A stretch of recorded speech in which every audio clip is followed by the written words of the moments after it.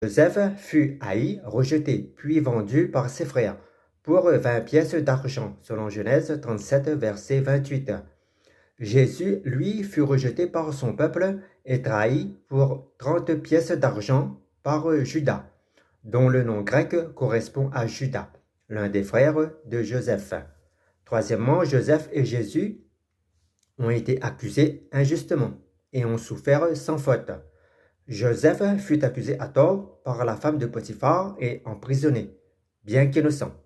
Jésus aussi fut accusé à tort et condamné à mort, bien qu'il fût sans péché. Quatrièmement, Joseph et Jésus sont exaltés après l'humiliation. Après ses souffrances, Joseph fut élevé à la droite du Pharaon et devint sauveur de nombreux peuples pendant la famine, selon Genèse 41, verset 41. De même, Jésus, après sa passion et sa mort, a été exalté à la droite de Dieu et est devenu le sauveur du monde. Cinquièmement, Joseph et Jésus sont des sources de salut. Joseph a distribué le pain et sauvé l'Égypte et les nations voisines de la famine.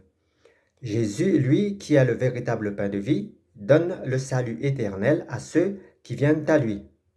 Sixièmement, Joseph et Jésus sont reconnus tardivement. Les frères de Joseph ne le reconnaissent pas tout de suite, mais finissent par se repentir. De même, beaucoup ne reconnaissent pas Jésus comme le Messie, mais la prophétie annonce qu'ils le feront à la fin.